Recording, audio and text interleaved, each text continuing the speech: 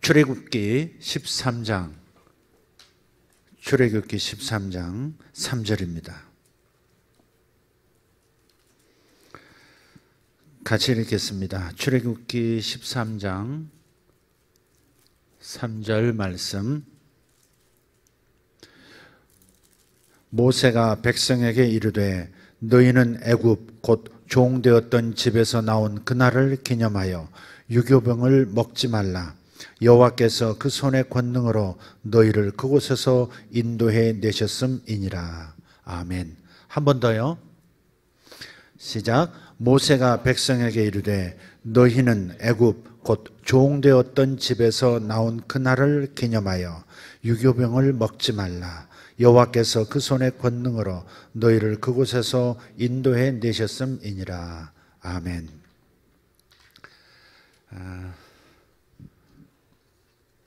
오늘이 개천절이죠.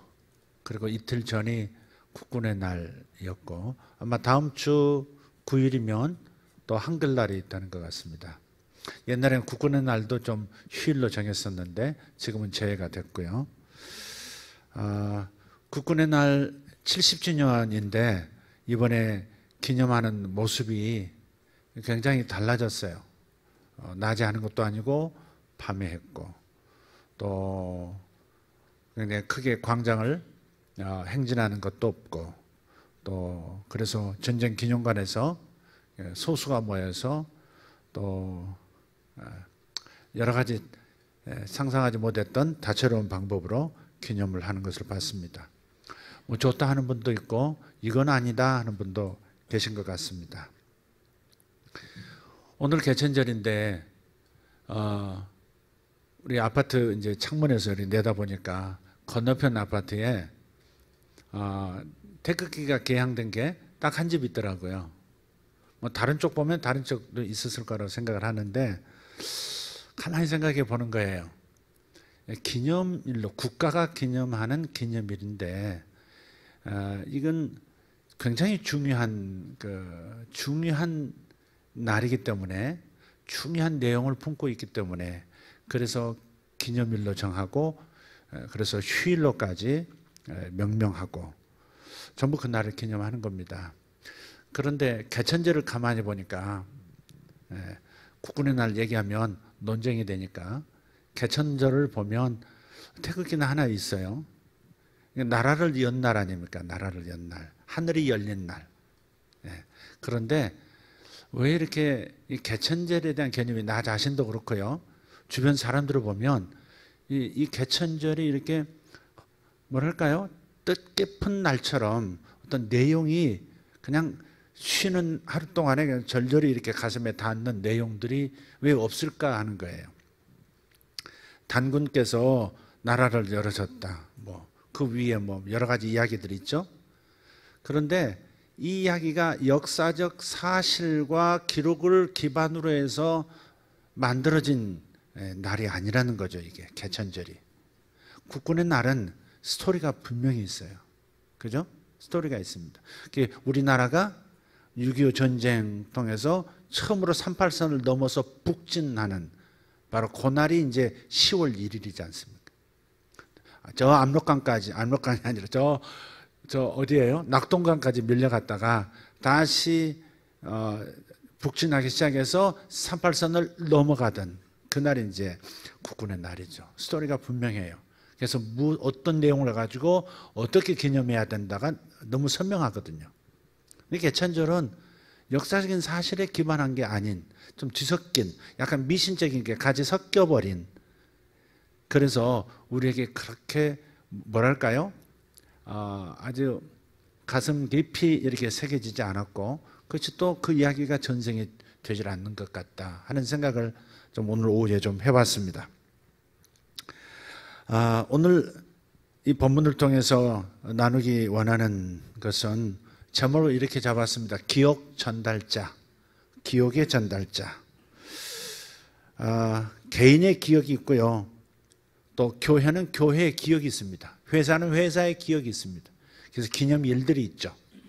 그죠? 그래서 개인의 기억. 아이들은 자라면서 자주자주 묻습니다. 내가 태어날 때 어디 병원에서 어떻게 태어났느냐고, 몸무게가 그랬냐고, 그때 아빠가 같이 있었냐고, 그때 태어날 때 모습이 어땠느냐고, 이런 얘기를 자꾸 물어요. 또 어떤 사람들은 태몽이 중요하다는 얘기를 듣고 태몽을 부모에게 묻는 아이들도 있고요.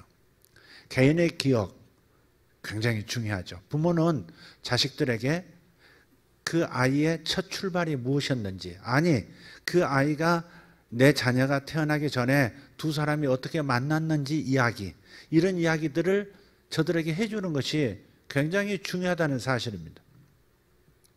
뭔가 이야기를 함께 만들어 온, 부모가 함께 만들어 온 이야기, 자신이 부모와 함께 만들어 온 이야기, 또 만들어갈 이야기에 굉장히 관심이 많다는 거죠.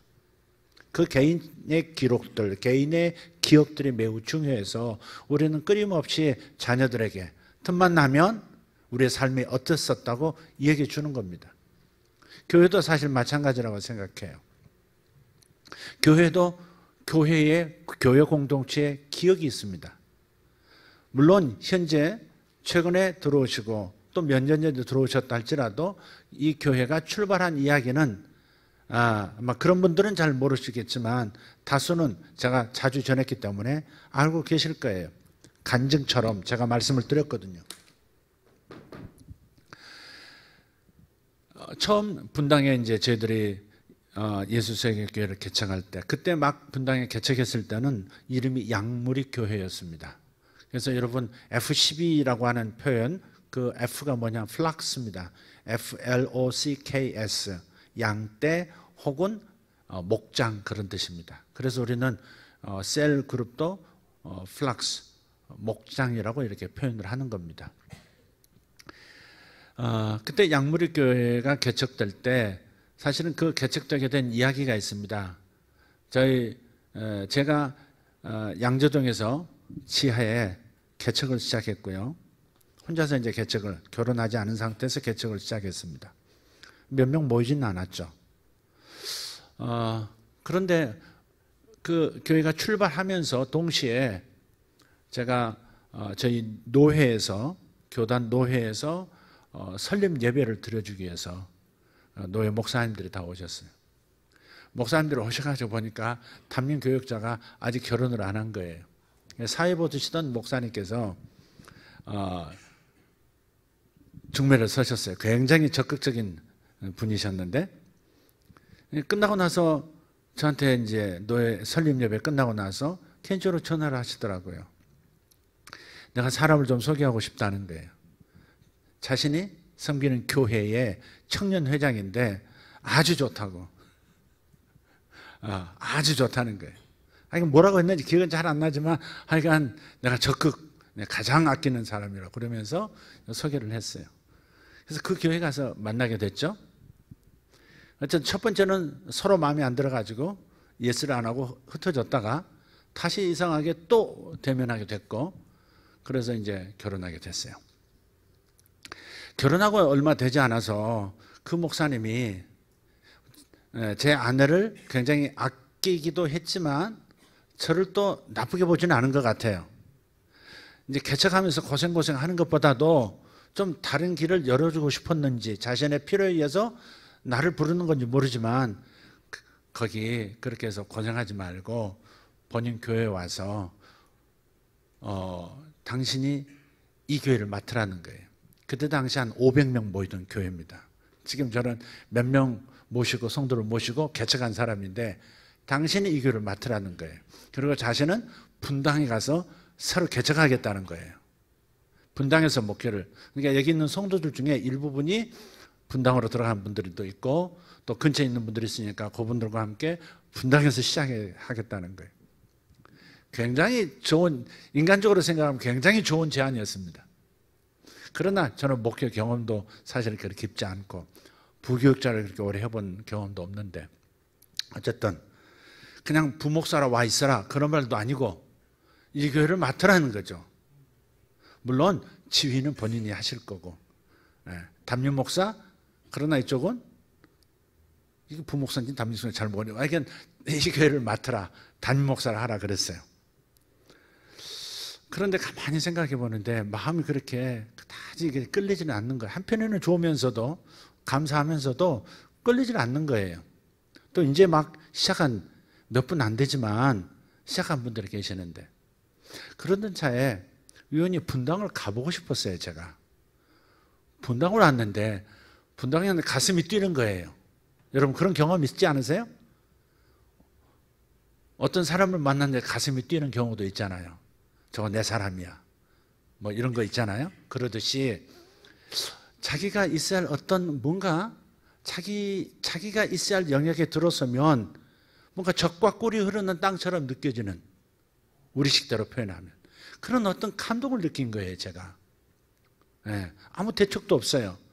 분당에 들어올 만한 돈도 없고 저희 집도 없었던 때니까 그래서 저희 어머니에게 얹혀 있었던 그런 상황이었는데, 그런데 분당에 왔는데 왜 이렇게 가슴이 설레는지. 근데 하나 걸렸어요. 그분이 분당에 오신다고 했는데 내가 분당에 오면 이게 어떻게 되나, 이게 하나 걸리긴 했지만 첫째 제가 합리화했는지 모르지만 결정을 내렸어요. 이 교회로 오는 것은 아니다. 내가 교회를 분당에다가 다시 개척한다. 제가 그렇게 생각을 했어요. 그래서 정중하게 거절하고, 그리고 제가 분당에 이제 얼마 후에 개척을 했죠. 그게 이제 양무리교회예요. 임해동에 들어섰어요. 근데 임해동 5층짜리 건물인데 바닥 평수가 얼마나 될까? 한 100평? 한 100평이 안 될 거예요. 100평이 안 되는데 그걸 이제 잘게 쪼개가지고 몇 개가 들어간 건 100평이 안 됩니다. 한 70평 정도 될 것 같아요. 근데 쪼갰는데 저희가 실평수로 19평인가를 얻었어요. 분양 사무실을 통해서 그 건물을 지은 사람들이 분양까지 대행하더라고요. 그렇게 했는데 나중에 입주 이제 4천에 얼마씩 이렇게 하고 계약을 맺었단 말이에요. 그래서 이제 입주하려고 보니까, 짐을 싣고 와서 보니까 교회가 5층에 2개가 있고요, 4층에 하나 있고요, 3층에 저희가 들어가고요. 이야, 그 임의동 단지 내 상가는 아니지만 그 이 좁은 공간에 몇 개 상가 건물이 없는데 거기에 교회들이 몰려 있는 거예요. 보니까 분양하는 사람들이 당신뿐이요, 당신뿐이요, 당신뿐입니다. 그걸 물었었거든요. 이 교회에, 이 건물에 다른 교회는 설마 들어오지는 않겠죠? 없죠? 그랬더니 없습니다. Only you. 당신뿐이라는 거죠. 와, 그런데 5층에 절반 나눠가지고 교회만 둘인 거예요. 엘리베이터 내리면 오른쪽에 교회, 왼쪽에 교회. 하나는 성광교회, 하나는 분당 장로교회. 4층에 침례교회. 그리고 제가 이제 4층의 침례교회는 아직 입주를 안 했고 저희가 이제 3번째 타자로 이제 또 입주하는 건데, 와서 보니까는 4개 교회인 거예요. 이게 얼마나 이게 우스꽝스러운 상황입니까? 속은 이 지도자들이, 목사들이 이제 실수지만 그래도 이제 이게 참 이제 5층에 이제 어떤 교회 사모님께서 좀 무서운 분이셨어요. 연세도 있으셨고 그분이 못 들어오게 막으시는 거예요. 와, 동네방네 아파트 다 들리더라. 못 들어와! 이렇게 가로막고 난리가 났어요. 그 앞에 본인 교회 앞으로 나는 분양받았어! 세입자는 나가! 뭐 이런 식으로 이제 소리 지르고 난리가 났죠. 이런 얘기 해야 되나 모르겠다. 그러니까 그래가지고 그래도 이제 저는 이제 갈 데가 없잖아요. 들어갔죠. 4층 목사님은 포기하고 그냥 손해보고 이제 끝내버리시더라고요. 그분은 좀 착한 거죠. 어쨌든 그렇게 들어가서 그곳에 있다가 그 다음에 이제 우리가 이쪽 미금역 쪽으로 이제 오게 됐어요. 그때 우리가 처음 만났던 그 우리 성도가 이제 그 남영진 집사님, 정미경 집사님, 저런 분들이에요. 저 이제 부부잖아요. 그때는 이제 각각 총각 처녀로 저에게 각각 오셨고, 정미경 집사님은 이제 반주도 하고 저희 집에서 또 한 3년 사셨고. 그런데 이 남영진 집사님이 정미경, 우리 정미경 집사님 반주하시는 분 아시죠? 예. 정민 집사님을 좋아한 거야. 믿음이 없는 남자거든요, 남영진이.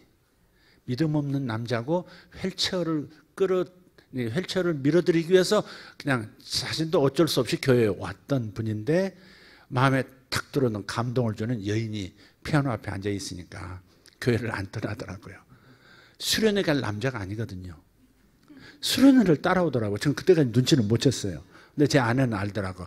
아무래도 나 형제가 정미경을 좋아하는 것 같다고. 나중에 보니까 점점 눈치를 보니까 그래요. 헤엄치면서도 계속 힐끗힐끗 저쪽만 쳐다보고 계속 그러더라고요. 우리 애 봐주면서도 저쪽 쳐다보고. 그래가지고 이제 하여간 꿈을 하나 이제 정명 집사님을 꿨어요. 국수를 말아먹는 꿈을 꾸신 거예요. 그래서 저렇게까지 성실하게 일하는 남자인데, 큰 부자도 아니고 금수저도 아니고 은수저도 아닌 남자지만 그래도 믿음도 좀 약간 좀 시원찮고 하지만은 성실하게 일하고 열심히 하는 남자고, 저 여자 한 사람만 바라보고 계속 저런 걸 보니까 먹여 살리긴 하겠다. 그래가지고 미경아 하면서 설득을 해도 안 되더라고요. 근데 본인이 꿈을 꿨어요. 국수 말아먹는 꿈을 꾸고, 근데 그 말아먹는 꿈을 꾸고 얘기하면서도 무슨 꿈인지를 모르는 거예요, 본인은. 그래서 그걸 빌미 삼아가지고 결혼하라는 것이야, 하나님께서. 해가지고 결혼으로 밀어붙여가지고 제가 아마 1호인가 결혼 제가 주례하고. 저런 게 없었으면 양무리교회가, 예수세계교회가 분당에 안 세워졌으면 지금 두 사람은 부부가 아닙니다. 그리고 윤정이 윤주 오늘 안 보이네. 윤정이 보이는구나. 이 세상에 없습니다. 오늘 오늘 가만히 그걸 생각해 보는 거예요. 개천절 생각하다가 지금 여기까지 온 거예요, 지금. 개천절 생각하다가 제 과거를 더듬고 교회의 시작을 한번, 교회가 열린 날을 한번 생각해 보다가 여기까지 온 거예요. 그러다가 우리 성가대 지휘하는 오동춘 집사, 또 정유진 집사, 정유진 집사가 중3 때인가 왔었거든요. 네, 어머니하고 찾아왔어요. 거기는 5대 신앙, 그 다음에 이쪽은 뭐 3대째인가 4대째인가 그렇고. 그런데 둘이 딱인 거예요. 이 오동춘 형제는 국수일이라고 하는 그 외대죠. 외대 다니는 친구인데 그 친구가 먼저 왔어요. 먼저 왔는데 그 친구를 이렇게 한번 가보자 해서 또 데리고 온 거예요. 그래서 이제 오동춘 집사가 출석하게 됐고, 정윤 집사는 그대로 그 안에서 이제 잘하다가 이제 대학 만난 거죠. 대학 과정에서. 근데 대학을 마치고 직장 생활을 이제 시작하는데 제가 보니까 니들 둘 부부로 맺어주신 것 같다. 결혼해라. 한번 사귀어봐라. 그랬더니 동춘이요? 이러더라고요. 유진이요? 전혀 아니올시다, 둘 다. 그리고 몇 년이 지났어요. 그래서 어느 날 추석 때인가 설날인가 그 어느 한쪽에서 오겠다고 전화를 하고 인사 오겠다는 거예요. 그래서 와라 그랬는데 보니까 둘이 오는 거예요. 둘이 상자 하나씩 들고 줄레줄레 골목 끝에서 오더라고요. 창문에서 내려다보니까. 둘이 데이트를 시작했고 서로 이제 그러다가 결혼하기로 이제. 그래서 오늘 지금 시은이도 있고 은서도 있는 겁니다. 제가 그걸 생각해 본다니까요. 예수세계교 제가 그 목사님을 만나가지고 그렇게 해서 아내를 만나고 또 그 목사님이 분당한다는 얘기를 기억에 남아가지고 분당이 어떤 곳이길래 하면서 와보고 그랬던 것이 우리 예수세계교회 출발이에요. 지금도 마찬가지죠. 우리 교회 지금 들어오신 지 한 7개월 되셨나요? 7개월 정도 되셨는데 홍사원 집사님 그 자동차에 들어가는 무슨 부품 만드는 금형을 이렇게 사업하시는 분인데 얼마나 뭘 섬기기를 좋아하시는지 100명을 동시에 고기 구워 먹을 수 있는 그걸 뭐라 그러네. 고기 굽는 걸. 고기 굽는 그 기구를 뭐라 그러죠? 그릴. 그걸 큰 그릴 2개를 만드셔가지고 그걸 싣고 지금 산으로 가셨어요. 지금 우리 수양관으로 가셔가지고 지금 한 열 몇 분이 동시에 다 지금 가셔가지고 개천절이라고 저희 가셔가지고 고기 구워 먹고 지금 실컷 놀다가 지금 오고 있는 중이에요. 지금 그래서 많이 빠졌어요. 한 분은 정정채 집사님, 그 제2남성교회 그 회장 정정 집사님은 할리 데이비슨인가요? 할리 데이비슨이죠. 오토바이 이런 거 부릉부릉 하는 거 있잖아요. 이거 타고 와이프 헬멧 씌워가지고 태우고 지금 거기까지 간 거예요. 그리고 지금 오고 있는 중이에요. 지금. 제가 장황하게 교회 출발한 얘기를 간단히 얘기하고 성도들 얘기를 했는데, 신앙생활이라고 하는 것은 사실 사사로운 차원이 아닙니다. 우리는 내가 하나님 믿는 거, 내가 교회를 선택했고, 내가 지금 은혜를 받고 있고, 내가 은혜 받으면서 내 삶을 하나님의 은총 가운데 꾸려가고 있는 중이야. 그러니까 사사로운 차원으로만 생각해서는 안 돼요. 교회는 함께 만들어가는 이야기입니다. 우리 함께 신앙이라는 것은 함께 만들어가는 거예요. 네. 그래서 이스라엘을 보면 이스라엘 공동체라 그러거든요. 한 국가 이런 차원보다도 이스라엘 공동체라 그러거든요. 교회도 교회 공동체라고 하는 용어도 쓰잖아요. 그러니까 우리는 하나님과 1대1로 만나서 나는 하나님 섬기는 신앙인으로서 그냥 1대1의 차원의 신앙이 아니라는 겁니다. 하나님을 만나더라도 우리는 사실은 1대1로 만나기도 하지만 함께 만나는 거라는 얘기를 하고 싶어서 장황하게 옛날 얘기 좀 끄집어낸 거예요. 우리는 함께 만들어가는 이야기, 이것을 우리 자녀들에게 얘기해 줘야 돼요. 우리의 영적인 자녀든 아니면 육적인 자녀든 우리 아빠 엄마가 어떻게 만났고, 너희들을 언제 어떻게 해서 낳고, 너가 태어났을 때 얼마나 큰 기쁨이 있었고, 너로 인해서 우리 집이 어떻게 변화되어 왔고, 많은 이런 얘기들이 있었다. 이 얘기를 가족들과 함께 나누듯이 교회도 우리들의 이야기를 항상 우리가 서로 하나님 안에서 엮어가면서 나누면서 간증하면서 가고 있는 거예요. 한 사람의 이야기가 한 사람의 이야기가 아닌 겁니다. 모두의 이야기인 것이고 우리의 이야기인 것입니다. 아멘. 정말 그렇습니다. 그래서 오늘 모세가 출애굽을 하는 그 첫날, 출애굽의 그 첫 번째 출애굽 날 백성들을 향해서, 이스라엘 그 사람들을 향해서 화려한 미래를 이야기하지 않습니다. 너희들의 미래가 얼마나 화창한지, 맑음의 연속일 거야, 이런 얘기 지금 하고 있잖아요. 얼마나 좋은 땅에서 얼마나 풍성한 삶을 살 건지 이런 얘기를 하고 있지 않습니다. 오늘 본문의 이야기가 지금 첫 출애굽할 때 지금 바로 그 장면이거든요. 뭐라고 말씀하는 거예요? 애굽의 종 되었던 때를 기념하라고. 애굽의 종 되었던 때를 기념해서 유월절을 지키고 유교절을 지키라는 겁니다. 기념하라고 되어 있어요. 거기는 기념하라, commemorate로 되어 있지만은 킹 제임스 버전에 보면 remember로 되어 있습니다. 기억하라는 겁니다.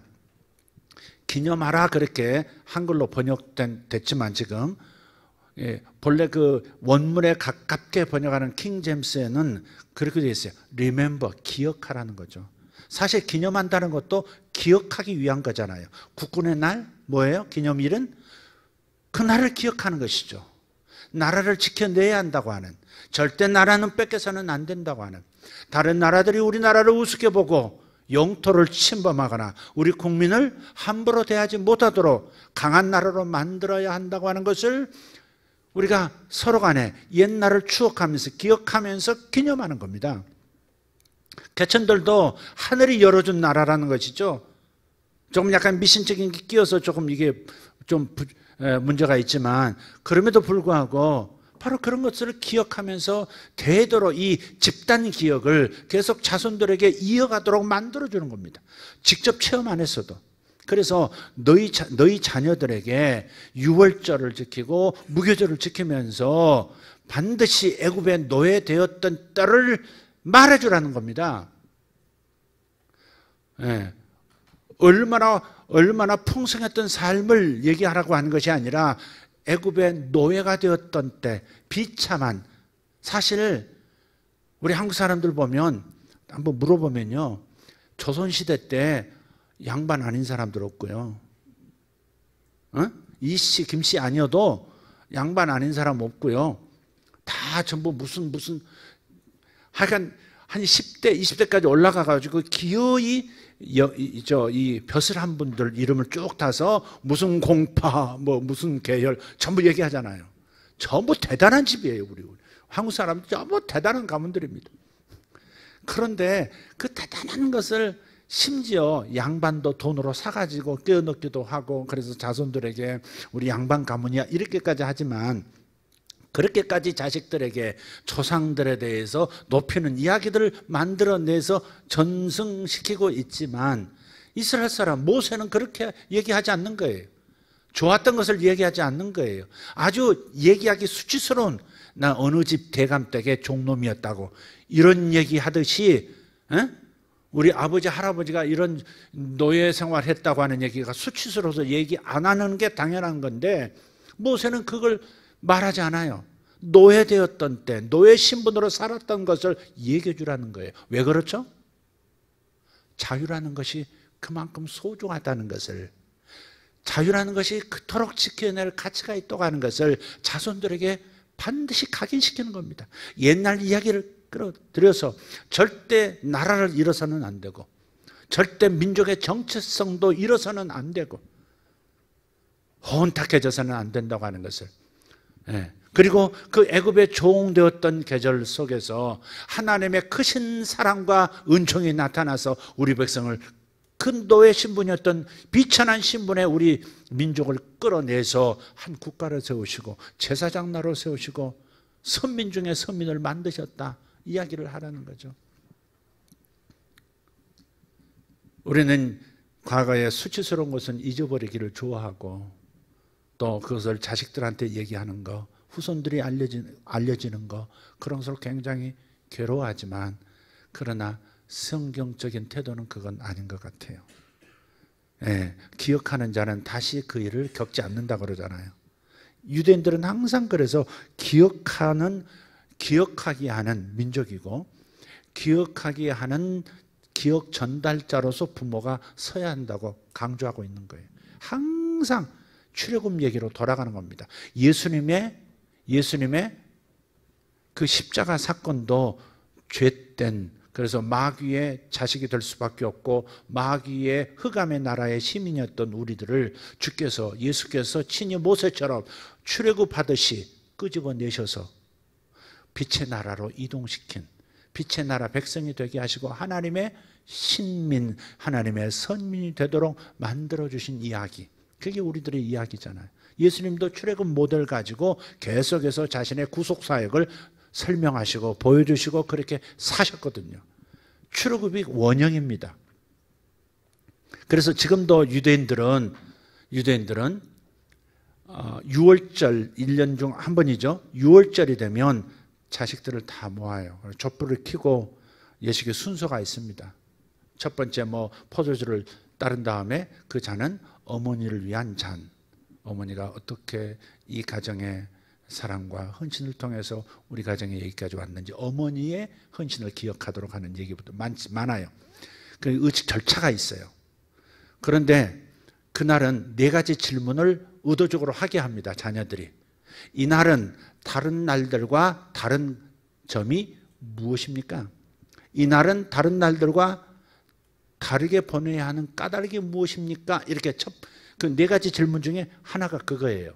그러면 그때 하는 얘기가 우리는 애굽의 종이었다. 우리 조상은 애굽의 종노릇 하던 사람들이었다. 얼마나 비참하게 살았는지. 그래서 우리는 누룩 섞이지 않은 빵을 지금 먹고, 누룩을 넣지 않으면 어떻게 돼요? 부풀어야 빵이 보드랍고 떼어먹기 좋고 그러잖아요. 누룩 안 넣으면 딱딱한 덩어리채 그렇게 먹는 겁니다. 그러니까 형편없는 음식인 거죠. 누룩 없는 빵이라는 것은 형편없는 빵을 얘기해요. 그 다음에 쓴 나물을 먹습니다. 입에 딱 넣으면 그나마 쓴 박히는 양념에서 이렇게 김치를 담그면 맛있기라도 하지. 근데 그대로 양념없이 맛있는 맛을 제거하고 쓴 나물을 먹습니다. 우리의 자유가 없었던 조상들의 노예의 삶은 이토록 고통스러운 것이었다. 다시는 이런 빵을 먹어서는 안 되고 다시는 이런 나물을 먹고서 연명 수준의 삶을 우리 민족은 살아서는 안 된다. 그것을 가르치는 거예요. 그래서 매년 반복함으로써 부모는 자식에게 자기 아버지, 자기 할아버지, 자기 조상들이 대대로 물려준 그 조상들의 출애굽의 경험, 노예 생활의 그 혹독했던 계절의 경험과 하나님의 크신 팔이 어떻게 나타났는지, 어떤 위대한 하나님을 우리가 섬기고 있는지에 대한 기억 전달자로서 부모는 유월절을 보내는 거예요. 그래서 우리는 이 매년 반복해서 자기 조상들의 기억 속으로 합류시키는 유대인들의 이 습관처럼, 구약 성도처럼 우리 신약 성도들도 우리 예수 그리스도와 함께 만들어 온 이야기를 끊임없이 우리가 영적 자녀들에게, 육적인 자녀들에게 전수시켜야 한다는 것이죠. 부모가 고통스러움을 이겨냈던 이야기도, 그리고 하나님의 은총 속에서 복을 받았던 이야기도 전수하듯이 우리 교회 공동체는 우리와 함께 이루어 가신 예수 이야기를 끊임없이 전달하는, 그것도 함께 이루어간 이 얘기들을 전달해야 하는 것입니다. 여기 저는 가끔 성도들에게 묻습니다. 어떻게 우리 교회 오셨었죠? 10년 되고 그러면은 모르겠더라고요. 이분이 어떻게 오셨었지? 누구 통해 오셨었지? 처음 만났을 때 어떤 상황이었지? 기억이 안 날 때가 많더라고요. 또 생각이 나도 또 일부러 물어볼 때도 있어요. 처음 우리의 이야기가 어떻게 시작됐는지. 목사와 성도의 이야기지만 그러나 교회와 그 성도가 만난 이야기고 함께 여기껏 걸어온 이야기들을 그렇게 나눔으로써 우리는 과거에 역사하셨던 하나님의 그 크신 손길과 우리가 걸어오면서 겪었던 실패와 성공의 이야기를 통해서 다시 한번 우리가 더 나은 삶을 함께 이루어보는 결심을 하도록 제가 묻는 겁니다. 그래서 옛날 얘기하는 거 좋아해요. 여러분, 기억이 사라진다고 하는 것은 굉장히 큰 불행이더라고요. 굉장히 큰 불행이에요. 저희 할아버님은 치매셨어요. 지금 생각하니까 치매신 거예요. 그래서 방에 서울에 올라왔는데, 지방에 있다가 서울에 한번 놀러 왔는데 제가 저희 할아버지 할머니를 모시고 살았었거든요. 그리고 큰아버님이 나중에 다시 모셔가셨어요, 두 분을. 할머님은 그곳에서 돌아가셨고 할아버님은 혼자 계셨었는데 할아버님을 모셔갔어요, 큰댁에서. 큰댁에 와서 보니까, 서울에 와서 보니까 저 사랑방 같은 곳에 할아버지가 혼자 계시는 거예요. 혼자 계시는데 온 벽이 비닐로 덮여 있더라고요. 그때는 왜 그런지 몰랐어요. 악취가 나고요. 뭔가 냄새가 나고. 할아버지가 막 울부짖으시는데 아버지 이름을 부르시더라고요. 아버지하고 같이 갔는데. 근데 또 다른 건 기억을 못 하시는 거예요. 보니까 치매신 거예요. 지금 생각해 보니까.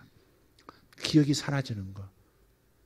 평생을 살아온 남편에게 누구세요? 누구신데 우리 집에 와 계시는 거예요? 이렇게 묻는 거 굉장히 큰 불행이더라고요, 그게.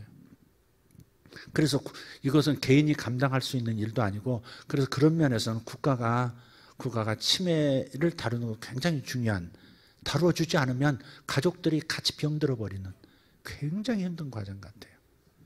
여러분은 절대 단 한 번도 치매에 걸리는 일이 없기를 축복합니다. 저를 비롯해서 모두가 정말 건강한 정신이, 기억력 가지고 살아갈 수 있는 축복 받아야 합니다. 아멘. 요즘 치매 이야기가 드라마 가운데도 많이 나와요. 전번 드라마도 치매가 나오더니 이번 드라마도 보니까 치매더라고요. 왜 치매가 계속 나오지? 그만큼 심각하다는 얘기고 그만큼 불행하다는 거죠. 제가 아는 친구 목사님 사모님께서 아버님이 치매셨다고, 어머님이 치매셨다고요. 아버님인가? 본인도 치매 유전자가 있는가 해가지고 이분도 의사신데 이 치매 담당 의사 선생님한테 가가지고 계속 검사를 받는데 마지막 그 검사 결과를 알려주는데 그냥 그 자리에서 당신은 치매 유전자가 단 하나도 없습니다. 염려 마십시오. 그 말을 듣는 순간 의사인데도 불구하고 그 의사한테 막 90도 각도로 자르면 감사합니다. 감사합니다. 감사합니다. 그러면서 돌아오셨다는 얘기. 그러니까 치매 환자가 있는 가정이 이렇게 무서워. 제가 얘기 꺼낸 것은 치매에 대한 두려움을 심어주고자 함이 아닙니다. 기억이 사라진다고 하는 것처럼 개인의 기억도 사라지는 것이 문제지만 공동체의 기억이 사라지는 것은 매우 심각한 것이다. 국가의 기억력이 사라진다고 하는 것은 매우 심각한 얘기다. 그런 차원에서 구원의 날도 한번 보고 그런 차원에서 개천절도 한번 생각해 보고 더 나은 방법이 없을까? 더 역사적 사실과 기록에 기반한 그런 개천절을 만들어낼 수는 없을까? 그런 고민을 해봤으면 좋겠다는 거죠. 내일 모레 한글날도 마찬가지입니다. 북한에는 한글날 기념하지 않는 것 같아요. 세종대왕, 조선 왕조 자체를 이런 좀 부정하는 뭐가 있어가지고 단번에 그냥 단군서부터 단번에 김일성으로 넘어오는 이상한 족보를 가지고 있어가지고 그래서 이 한글날에 대해서도 우리가 다시 한번 국가적 이 귀한 기억들을 이 집단 기억들을 어떻게 하면 잘 계속해서 살려내서 물려주는 이 유대인들이 가지고 있는 이 좋은 전통, 이 좋은 습관, 그들의 그 강인한 뭉치는 힘이 바로 거기서 나온다는 사실을 우리가 생각하면서 우리도 그렇게 해야 되지 않을까 싶은 거예요. 그런 생각을 제가 오늘 이 본문을 통해서 생각하게 됐어요. 그래서 우리 바깥에도 보시면 수련회 사진도 지금 수련한 지가 언젠데 지금도 붙어 있어요. 전 처음에 안 봤다가 지난주부터 제가 봤어요. 이렇게 보니까 볼 때마다 웃음이 이렇게 미소가 걸리더라고요. 아, 얘가 이렇게 놀았구나. 아, 얘 아빠가 이렇게 애들하고 이랬었구나. 선생님들이 이랬었구나.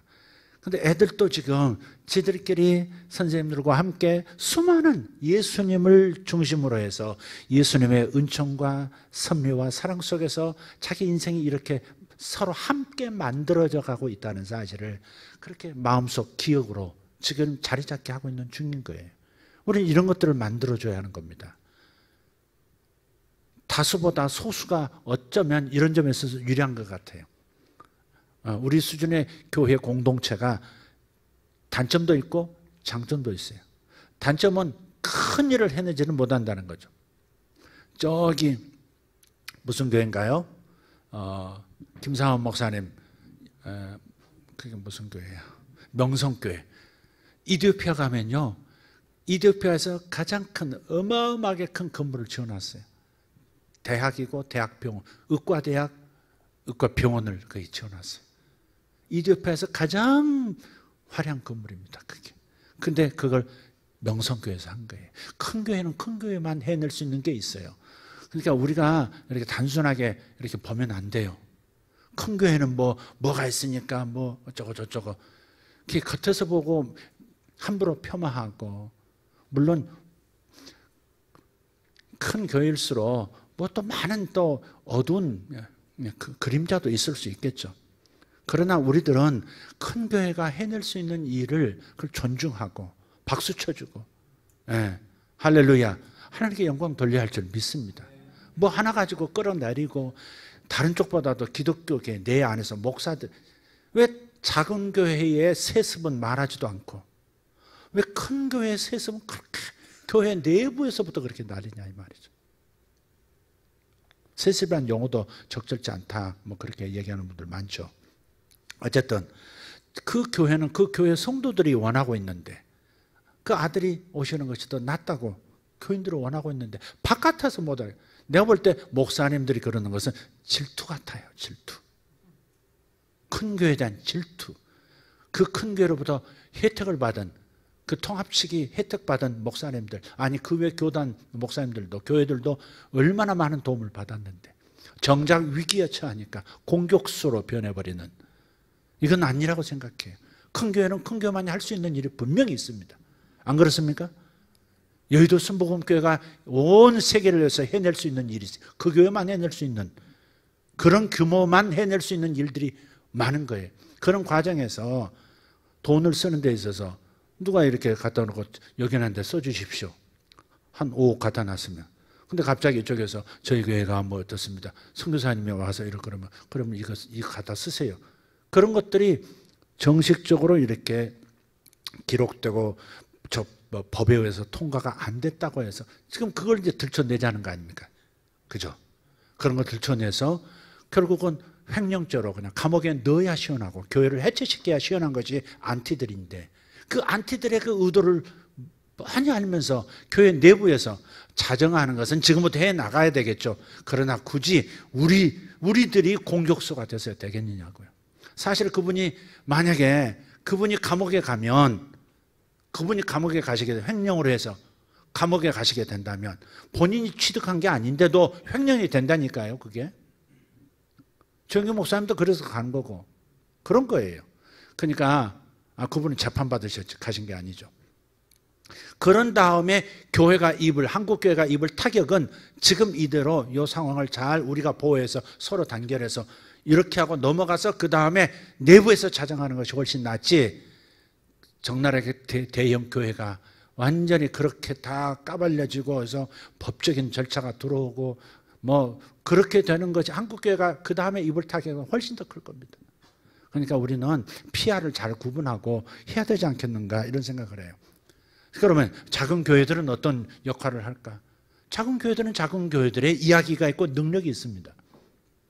이렇게 친밀도를 가지고 일할 수 있는 함께 주님의 길을 걸어갈 수 있는 것은 작은 교회들만의 또 장점이기도 해요. 가족 같잖아요.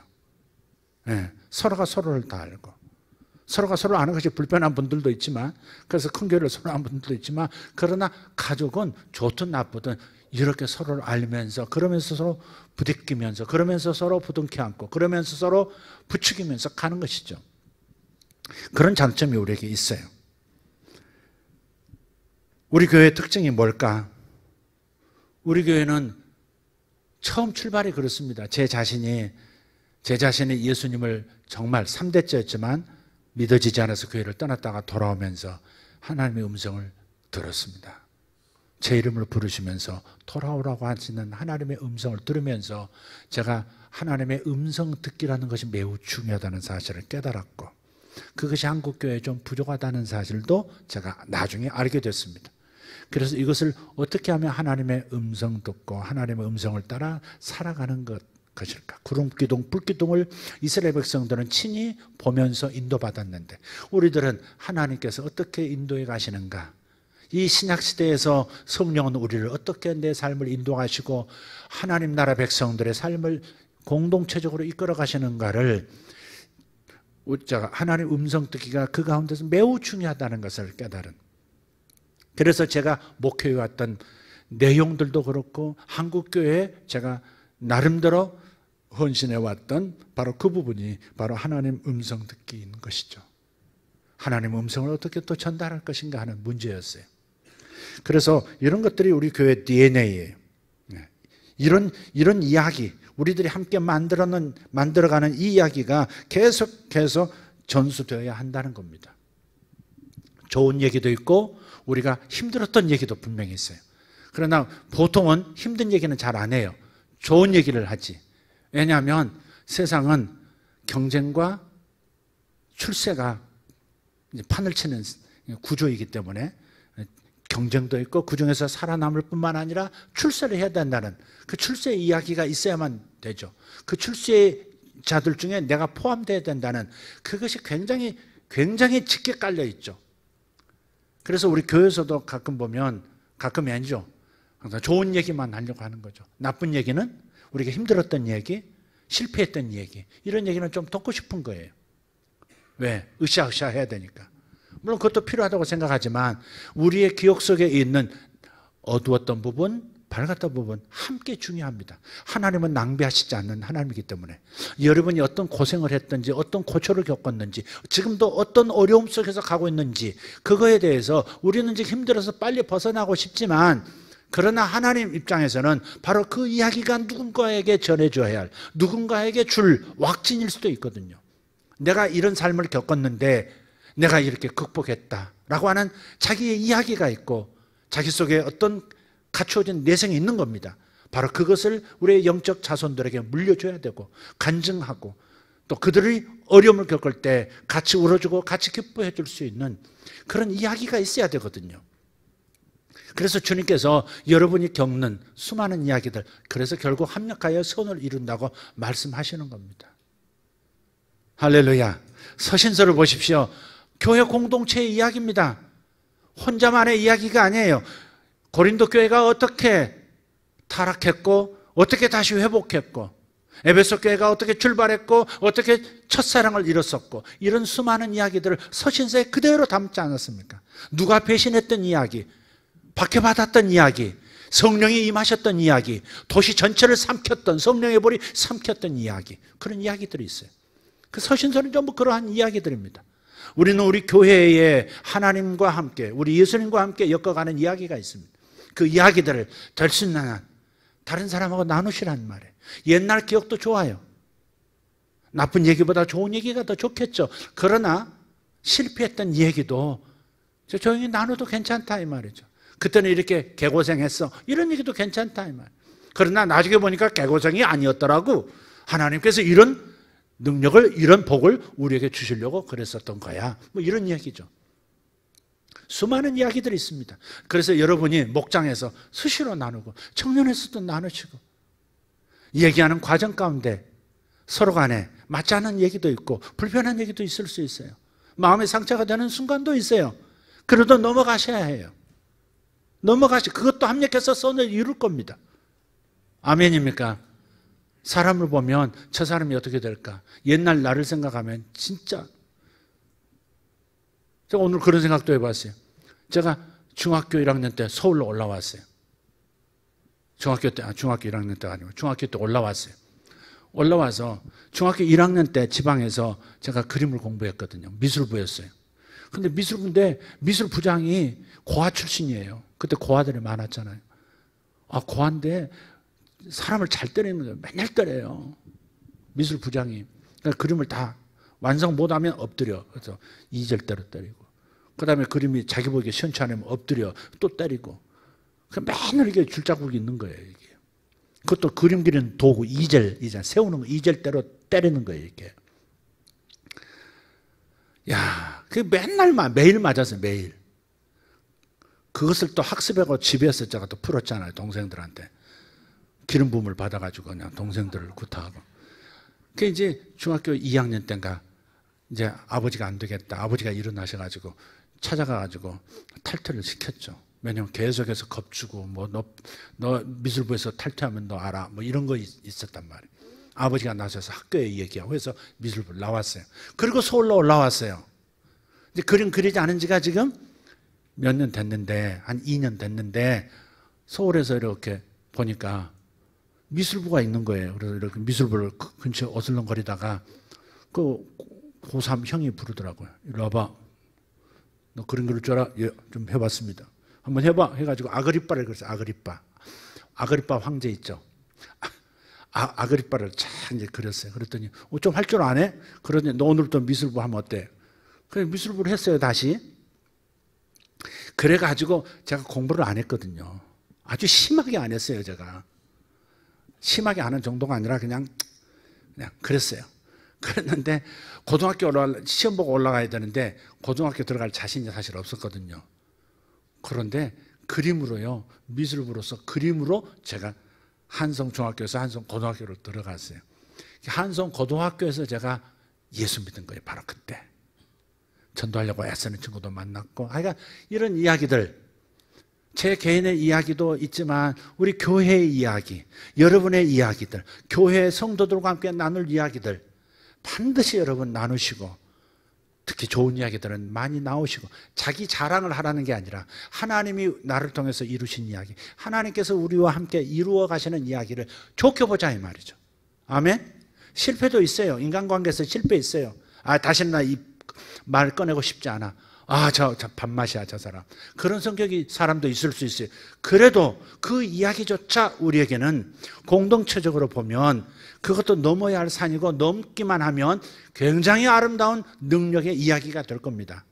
그러니까 내가 교회에서 경험하는 이야기들을 긍정적으로 바라보고 하나님께서 이 이야기를 어떻게 쓰실 건가, 나를 어떻게 성장시키실 건가, 교회의 생명력을 키워나가야 되는 거예요. 원래 생명이란 말은 생은 마치 풀이 자라듯이 주어진 조건 속에서 살아감, 그게 생이라면, 명이라고 하는 것은 생명 한자가 있을 텐데 한번 올려봐 주세요. 명이라고 하는 것은 그러면 그 주어진 조건 속에서 살아가는 것이 생이라면 명은 그 의미를 자각하고 그 의미를 따라 살아감, 그것이 명이에요. 명. 그래서 명이라는 말은 이렇게 옛날에 이제 상형 문자 아닙니까 이게? 그게 뭐냐면 예관을 쓴 남자가, 외관을 쓴 사람이 무릎을 꿇고 앉아서 조용히 신의 계시를 기다리고 있는 모습을 형성한 것이 명자예요. 명자 적어있죠. 의관을 쓰고 신의 음성을 듣기 위해, 신의 계시를 받기 위해서 조용히 무릎 꿇고 앉아 있는 모습이에요. 저게 원래 문자가. 그러니까 우리가 신앙생활을 한다는 것은 하나님의 음성을 따라서 하나님께서 구름기둥, 불기둥처럼 우리를 어떻게 이끌어 가실까, 이걸 찾는 거예요. 거기서 실패한 이야기, 성공한 이야기, 이것들을 끊임없이 만들어 가야 되는 거예요. 그래서 여러분의 이야기가 여러분 마음에만 있어서는 안 돼요. 여러분 자꾸 간증하셔야 돼요. 목장에서도 여러분의 그런 이야기, 어떤 주제가 나오면 거기에 대해서 내가 실패한 이야기도 도움이 돼요. 성공한 이야기 도움이 돼요. 그런 나를 나타냄이 아니라 하나님이 어떻게 하셨었다고 하는 얘기로 항상 중심을 이렇게 가지고 만들어가는 거예요. 우리 교회는 하나님의 음성 듣기, 하나님의 인도받는 것이 매우 중요한 교회입니다. 이것을 다른 사람들하고 다른 교회와도 나눠야 할 사명이 있는 사람들이 바로 우리 교회 성도들입니다. 오늘 이런 얘기를 하나 들었어요. 인도네시아 지진이 9월 29일이었는데 팔루라고 하는 공항에 이 조종사가 자기 비행기 승객들 모시고 착륙을 하는데요. 그날 아침부터 불안하더래. 그날 아침부터 답답하고 불안하고 뭔지 모르게, 제가 그걸 알거든요. 제가 이스라엘 김하종 장로님하고 우리 장로님하고 또 같이 이렇게 모시고 갔었는데 그날 아침부터요, 깨어났는 데부터 막 답답하고 도대체 이게 뭔가, 이스라엘 성지순례 와가지고 좋은 일도 많은데 지금 오늘 대성안에서 만찬도 지금 이렇게 대성안에 초청받아서 만찬도 갈 건데 아침부터 그냥 우울하고 답답하고 이게 아무 문제가 없는데 막 그러는 거예요. 너무너무 괴로운 거예요. 그래서 이스라엘에 무슨 일이 생길려나 그랬어요. 그래서 계속 방언하면서 하루를 보내고 저녁에 대사관으로 갔죠. 이스라엘 주 한국 대사관이죠. 갔어요. 갔는데 바로 그날 거기서 하여간 뭐 보내고 돌아왔어요. 돌아와서 이스라엘 그 시간으로 새벽에 일어났는데, 새벽이 아니군요. 한 도중에 소식이 들린 거예요. 노무현 대통령이 그냥 서거했다고. 그래가지고 그게 왜 그런지 알았어요. 근데 이 조종사가 아침부터 그렇게 답답하고 불안하고 이상하더래요. 그러니까 여러분 성령의 인도 받으실 때, 성령께서 우리에게 말씀하실 때 특별히 귀로만 말씀하신다고 생각하시면 안 돼요. 내 느낌으로, 내 직관으로 말씀을 많이 하시거든요. 내 안에 계시니까. 내 감정을 통해서도 말씀하세요. 그래서 평안하면 계속 go. 불안하면요, 이 알 수 없는 불안이 가시지 않고 계속되면 빨리 멈춰야 돼요. 멈추고 뭔가 기도하기 시작하고 뭔가 대비해야 되는 거예요. 이해가 되시죠? 빨간불과 파란불을 잘 구분하셔야 돼요. 특별한 방식으로 내가 환상을 보기 원합니다. 특별한 방식으로 음성 듣기 원합니다. 너무 고집하지 말고 가장 보편적인 것부터 터득하세요. 그것은 바로 내 느낌이에요. 그냥 외모로 조건 보고서 불안하고 그런 게 아니라 알 수 없는 이유, 알 수 없는 평안과 불안, 그것이 파란불, 빨간불입니다. 자, 그런데 이분이 팔루라는 공항에 가야 되는데 모시고 내릴 때도 빨리 뜨고 싶다라는 거예요. 빨리 왠지 모르게 빨리. 그래서 조종석에서 잠깐 나가서 커피라도 한 잔 마시고 바깥을 돌 텐데 내리지도 않고 부정선은 나갔는데 자기는 비행기 안에 앉아 있어요. 조종석에 앉아 있었대요. 그러면서 이제 너무 답답하고 불안하고 그러니까 계속 찬양을 이제 막 룰루랄라 했대요. 그랬더니 부조종사가 무슬림인데 무슬림 부조종 들어오면서 찬양 치진남 하나 만드시죠? 이렇게 농담도 하더래요. 그런데 부조종사가 이륙을 해야 되는데 이륙할 때 조종관을 부조종사가 잡는데요. 그런데 부조종사한테 맡기지도 않고 계속 관제탑에게 빨리 이륙 승인해달라, 이륙 승인해달라 자꾸 이상하게 뜨라는 성령의 느낌, 성령이 주시는 그 감동을 따라서 빨리 승인해달라고. 그래가지고 3분 먼저 이륙을 시작했대요. 본래 시간보다 3분을 먼저. 그리고 처음 출발할 때부터 조종관을 가속 페달을 밟아가지고요. 그냥 빨리 뜨려고. 왠지 그냥 빨리 뜨고 싶어가지고. 쫙 뜨는데 막 이륙하기 직전 바퀴가 지면을 뜨기 직전에 비행기가 좌우로 흔들리더래요. 그런데 그때 뚝 떴대요. 뜨고서 이렇게 보니 해안가를 보니까 해안가가 이상하게 물이 평상시하고 다르게 뒤로 쭉 빠져서 해저까지 다 보이더래요. 그러니까 쓰나미가 이렇게 올 때 이렇게 일순간 해변의 물이 쫙 바깥쪽으로 빠지는 모양이에요. 그래서 이상하다. 그러고서 이제 그 다음부터는 마음이 편해지면서 다른 나라로 와서 도착해서 보니까 바로 그 시간에 지진이 시작된 거예요. 관제탑에 승인했던 그 담당자 있잖아요. 계속 떴다, 오케이, 바이바이, 잘 가라, 하고 하는데 딱 뚝 끊기더래요. 나중에 보니까 관제탑이 무너져서 자기하고 마지막 승인해줬던 그 관제사가 죽었다는 거예요. 그러니까 성령의 인도를 따라서 사는 게 굉장히 중요하고, 그것이 바로 하나님의 백성들을 인도하시는 구름기둥, 불기둥 같은 성령의 내적 역사예요. 바깥에서 보려고 하지 마시고 내 안에서 임재하셔서 나를 인도해 가시는 그분의 음성을 따라가면 실수가 없는 줄 믿습니다. 우리 교회는 이런 이야기들, 항상 극적이지는 않지만 또 고통의 이야기도 있지만 다 같이 있는 것들이니까 항상 소중하게 계시고 서로 나누고, 아멘.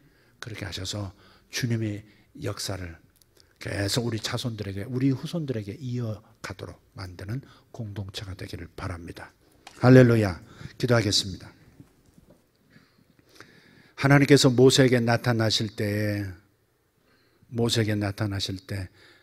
모세가 알지 못하던 조상, 나는 아브라함의 하나님, 이삭의 하나님, 야곱의 하나님이라 그렇게 하고 나타나셨습니다. 주님은 기억하는 민족이 되기를 원하고, 기억하는 가문이 되기를 원하고, 기억이 생생하게 살아있는 교회 공동체가 되기를 원하시는 것을 오늘 말씀을 통해서 깨닫습니다. 너희가 애굽 땅 종되었던 그것을 잊지 말라고 유월절을 제정하시고 무교절을 제정하시고 그토록 지키라고, 매년 지키라고 말씀하셨던 것, 아버지 하나님, 우리가 주님의 이 깊은 뜻을 헤아려 아버지 자식들에게 해줄 이야기들을 지금부터 부지런히 생각해내게 하시고 기억해내게 하시고, 지금부터 그런 이야기가 없다면 우리 예수님과 함께 만들어가는 이야기, 예수님과 함께 걸었던 골짜기와 산의 정상의 그 이야기들을 지금부터 부지런히 준비할 수 있도록 도와주시옵소서. 기억을 상실한 교회가 되지 않도록, 기억을 상실한 민족이 되지 않도록 주님 우리를 붙들어 주시옵소서.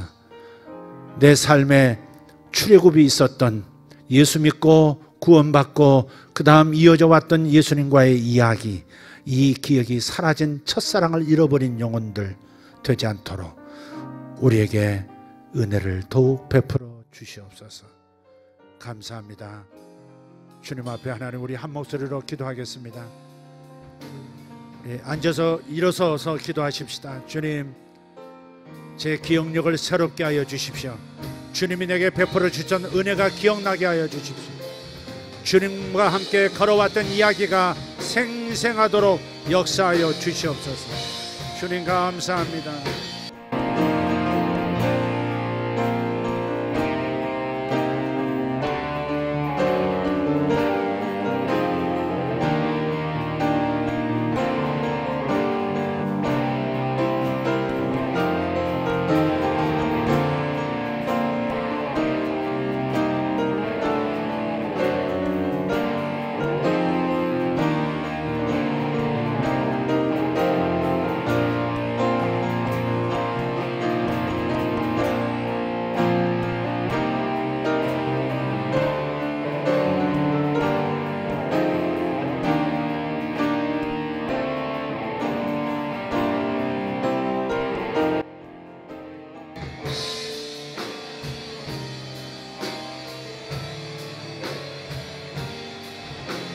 주님을 간증할 이야기들이 떠오르게 해주시옵소서. 주님을 높이고 간증할 이야기, 주님의 이야기가 생각나게 해주십시오. 내가 주님을 만난 이야기, 주님과 함께 걸어온 이야기, 주님의 은총과 섭리 가운데 살아왔던 이야기, 잊어버리고 살았던 이야기들이 다시 생각나게 하여 주십시오. 다시 생각나야 회복이 됩니다. 다시 생각나야 첫사랑이 회복이 됩니다. 다시 기억해내야 주님을 만난 첫사랑의 이야기가 생각이 납니다. 기억을 살려내게 하여 주시옵소서. 기억을 살려내게 해 주시옵소서. 하나님 만났던 이야기가 다시 살아나게 하여 주시옵소서. 생생하게 살아나게 하여 주시옵소서. 아버지, 이 나라 이 민족을 축복합니다. 아버지, 우리 민족이 하나님의 은총으로 나라가 하나님 광복이 되었고, 하나님의 은총을 통해서 아버지 하나님 이 나라 정부가 세워졌고, 아버지 국가가 아버지 대한민국 국호로 열방 가운데 세워졌습니다. 하나님, 이 나라를 주님 긍휼히 여겨 주시고, 아버지 우리 세대를 주여 긍휼히 여겨 주시옵소서. 나라에 대한 기억이 왜곡되지 않도록 도와주시옵소서. 아버지, 민족의 기억이 왜곡되지 않도록 도와주시옵소서. 아버지, 왜곡된 기억들이 바로잡히게 하여 주시옵고, 왜곡된 사실들이, 왜곡된 비정상적 사실들이 올바른 사실로 기록되게 하시고, 다시 하나님 올곧게 펴지는 역사가 있게 하여 주시옵소서. 주님 감사합니다. 하나님, 우리 삶에서 하나님이 역사하셨던 이야기, 아버지 내가 고통으로 여기고 내 수치로 여겼던 이야기들이 하나님의 이야기였던 것을, 하나님의 사랑 이야기, 하나님의 출애굽 이야기였던 것을 기억하고 잘 해석하여 아버지 간증할 수 있도록, 하나님께 영광 돌릴 수 있도록 도와주시옵소서. 살아계신 하나님 감사합니다. 주님 돌파하게 하여 주시옵소서. 주님 돌파하게 하여 주시옵소서. 주님, 내 기억 속에 주님의 돌파가 일어나게 하여 주시옵소서. 선하신 주님의 이야기가 나타나게 하여 주시옵소서.